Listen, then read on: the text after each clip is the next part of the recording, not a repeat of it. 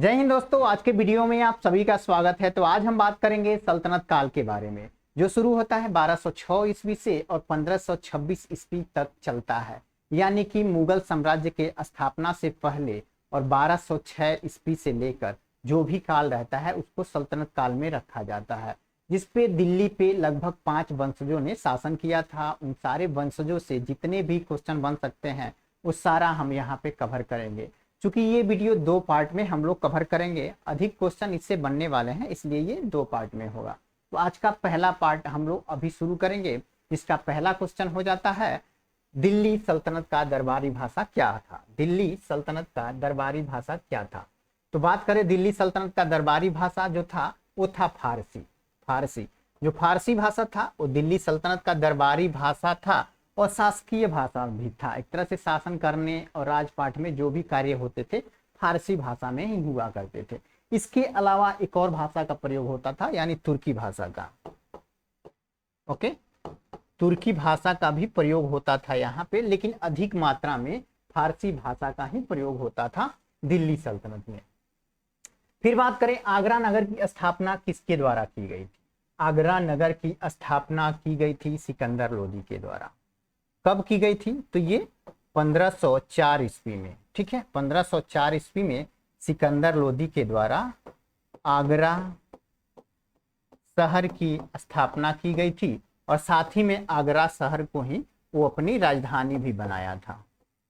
सिकंदर लोदी ने आगरा शहर को अपनी राजधानी भी बनाया था। 1504 ईस्वी में आगरा नगर को बसाता है और उसको अपनी राजधानी भी ये घोषित करता है। वो कौन था? तो सिकंदर लोदी था।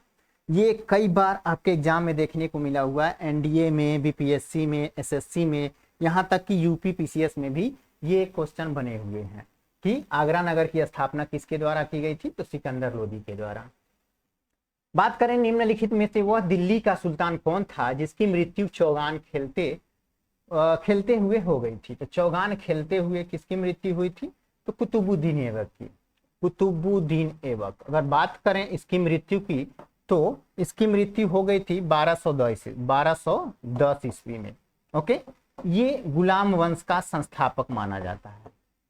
गुलाम वंश का संस्थापक कौन था? तो यही था। कौन? तो कुतुबुद्दीन ऐबक, गुलाम वंश का संस्थापक, जिसने 1206 ईस्वी में गुलाम वंश की स्थापना की थी, कुतुबुद्दीन ऐबक। जिस लगभग 4 सालों के बाद, यानी ये चौगान खेल रहा था तो घोड़े से गिरने के दौरान इसकी मृत्यु हो गई थी। ठीक है, ये कौन था? तो कुतुबुद्दीन ऐबक। अब फिर बात करें कुतुब उल इस्लाम मस्जिद का निर्माण किसके द्वारा कराया गया था? तो कुतुब उल इस्लाम मस्जिद ये है कहाँ? ये है दिल्ली में। कहाँ पे है? तो दिल्ली में। कुतुब उल इस्लाम मस्जिद कहाँ है? तो दिल्ली में है। इसका निर्माण किसके द्वारा कराया गया था? तो कुतुबुद्दीन ऐबक के द्वारा ही कराया गया था, जो गुलाम वंश का संस्थापक था। ओके, कब कराया था इसने? तो ये 1193 ईस्वी में इसकी नींव रखी थी और लगभग 1197 ईस्वी में ये बन के तैयार हो गया था, कुतुब उल इस्लाम मस्जिद। ये पूछता है कुतुब उल इस्लाम मस्जिद कहाँ पे है? तो ये दिल्ली में स्थित है। और किसके द्वारा इसका निर्माण करवाया गया था? तो कुतुबुद्दीन ऐबक के द्वारा इसका निर्माण करवाया गया था। फिर बात करें तराइन की पहली लड़ाई निम्नलिखित में से किसके बीच हुई थी? तराइन की पहली लड़ाई, यानी तराइन के 2 युद्ध हुए थे। तराइन का प्रथम युद्ध 1191 ईस्वी और तराइन का द्वितीय युद्ध जो हुआ था 1192 ईस्वी में। ठीक है, तो यहाँ क्या पूछ रहा है? तराइन की पहली लड़ाई जो 1191 ईस्वी में हुई थी, ये किनके बीच हुआ था? तो किनके बीच हुआ था? तो मोहम्मद गोरी और पृथ्वीराज चौहान के बीच हुआ था। ऑप्शन बी सही हो जाता है। मोहम्मद गोरी और पृथ्वीराज चौहान के बीच हुआ था। और बात करें तराइन का द्वितीय युद्ध, तराइन का द्वितीय युद्ध, तराइन का द्वितीय युद्ध कब हुआ था? तो 1192 ईस्वी में। 1192 ईस्वी में इन्हीं दोनों के बीच हुआ था, मोहम्मद गोरी और पृथ्वीराज चौहान के बीच। पहला जो युद्ध हुआ था तराइन का, उसमें पृथ्वीराज चौहान की विजय हो जाती है, यानी पृथ्वीराज चौहान जीत जाते हैं। लेकिन द्वितीय तराइन युद्ध में मोहम्मद गोरी की विजय होता है। ठीक है, द्वितीय तराइन युद्ध में मोहम्मद गोरी जीत जाता है और तभी से भारत में मुस्लिम का शासन प्रारंभ हो जाता है। ओके, तो हमारा ऑप्शन बी सही हो जाता है। फिर बात करें निम्नलिखित में से किस खिलजी शासक ने दिल्ली के राज सिंहासन पर बैठने के लिए अपने ससुर की हत्या कर दी थी, तो वो कौन था? ठीक है, कौन था? तो वो था अलाउद्दीन खिलजी। अलाउद्दीन खिलजी ने अपने ससुर, ठीक है, 1296 ईस्वी में, 1296 ईस्वी में अपने ससुर जलालुद्दीन खिलजी, इसके ससुर कौन हुआ करते थे? तो जलालुद्दीन खिलजी हुआ करते थे, जिनकी हत्या 1296 ईस्वी में स्वयं अलाउद्दीन खिलजी ने ही किया था। हालांकि अगला जो शासक होने वाला था वो अलाउद्दीन खिलजी ही होने वाला था, लेकिन इसको गद्दी प्राप्त करने की बहुत जल्दी थी, जिसके चलते वो अपने ससुर की हत्या कर देता है और स्वयं गद्दी पे बैठ जाता है। ओके, तो अलाउद्दीन खिलजी हमारा सही ऑप्शन हो जाता है। फिर बात करें तो रजिया सुल्तान किसकी बेटी हुआ करती थी? रजिया सुल्तान जो थी वो किसकी बेटी थी? तो ये इल्तुतमिश की बेटी थी। अब इल्तुतमिश कौन था? तो ये गुलाम वंश का तीसरा शासक हुआ करता था, 3rd नंबर का तीसरा शासक हुआ करता था गुलाम वंश का इल्तुतमिश। ठीक है, और इल्तुतमिश का हालांकि जो उत्तराधिकारी था वह था रजिया सुल्तान, वही रजिया सुल्तान थी। ठीक है, तो ये कह सकते हैं कि रजिया सुल्तान किसकी बेटी थी, या दिल्ली सल्तनत पे शासन करने वाली प्रथम महिला शासिका कौन थी?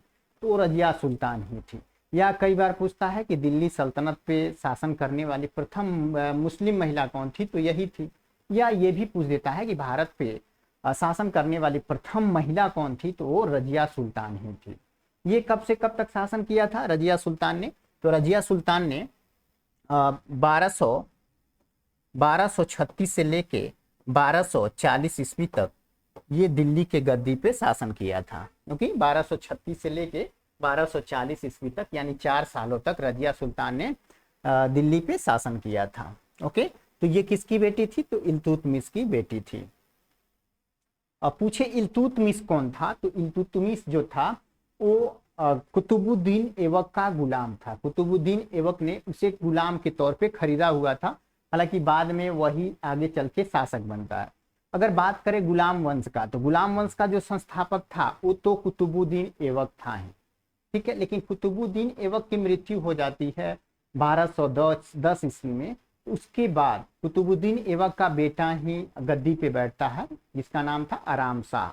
आराम शाह वाकई में आराम करने वाला व्यक्ति था, वो उतना योग्य व्यक्ति नहीं हुआ करता था, जिसके चलते वो ज्यादा दिन तक गद्दी पे टिक नहीं पाया और लगभग 8 महीने तक वो गद्दी पे रहा। उसके बाद उसको वहां से हटा दिया गया, गद्दी से वहां के अमीरों के द्वारा हटा दिया गया। उसके बाद इल्तुतमिश जो कुतुबुद्दीन ऐबक का गुलाम हुआ करता था उसने गद्दी संभाली थी, यानी कुतुबुद्दीन ऐबक लगभग वही 1211 ईस्वी में दिल्ली के गद्दी पे बैठा और 1236 ईस्वी तक शासन किया था। ओके, अब बात करते हैं मोहम्मद गोरी विजित प्रदेशों की देखभाल के लिए निम्नलिखित में से किसे विश्वसनीय जनरल को छोड़कर गया था? मोहम्मद गोरी जब भारत से वापस अपने राज्य जा रहा था, भारत को छोड़ के जा रहा था, तो भारत में जितने भी प्रदेश जीते थे वो सारा प्रदेशों को अपने गुलाम कुतुबुद्दीन ऐबक को सौंप के चला गया। ओके, जब गौरी भारत को छोड़ के जा रहा था तो भारत में जितने भी उसने राज्य जीते थे वो सारे राज्यों को अपने गुलाम कुतुबुद्दीन ऐबक को सौंप के चला गया था।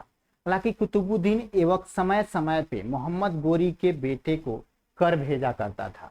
ओके, तो हमारा ऑप्शन सही कौन सा हो जाता है? ऑप्शन सी, कुतुबुद्दीन ऐबक को सौंप के मोहम्मद गोरी वापस चला गया था। ये भी एसएससी में पूछा गया क्वेश्चन है। अब बात करते हैं किसके शासनकाल में सबसे अधिक मंगोल आक्रमण हुए थे? तो सबसे अधिक मंगोल आक्रमण जो हुए थे अलाउद्दीन खिलजी के शासनकाल में ही हुए थे। हालांकि आपको पता होगा मंगोल आक्रमण, मंगोल में एक शासक हुआ करता था चंगेज खां, दुनिया का सबसे दुर्दांत शासक, यानी कहा जाए दुनिया का एक तरह से राक्षस के तौर पे देखा जाए तो वो भी उसके लिए सटीक सही होता है। ठीक है, जो ये था मंगोल आक्रमण। हालांकि मंगोल जब आक्रमण कर रहे थे अलाउद्दीन खिलजी पे, तो अलाउद्दीन खिलजी ने उसके लिए लौह एंड रक्त की नीति अपनाई हुई थी। लौह और रक्त की नीति हालांकि आगे बलवन भी अपनाया हुआ था, ठीक है, बलवन ने भी अपनाया हुआ था उससे पहले, लेकिन जब मंगोल के आक्रमण अलाउद्दीन खिलजी के खिलाफ हो रहे थे उस समय उसने लौह और रक्त की नीति भी अपनाई थी। तो ये भी क्वेश्चन बनता है। तो किसके शासनकाल में सबसे अधिक मंगोल आक्रमण हुए थे? तो अलाउद्दीन खिलजी के शासनकाल में सबसे अधिक मंगोल आक्रमण हुए थे।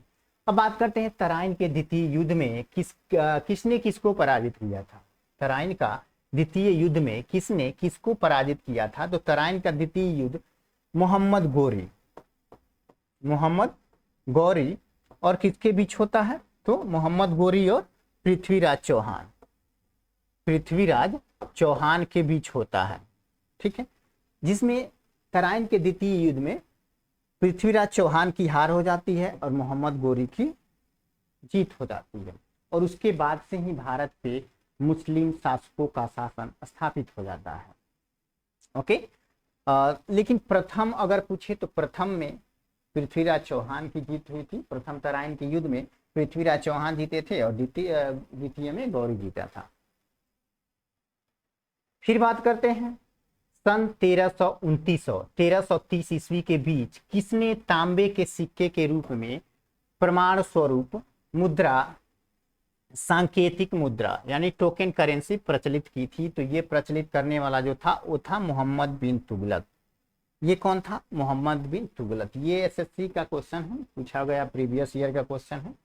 अगर बात करें लोधी वंश का अंतिम शासक कौन था?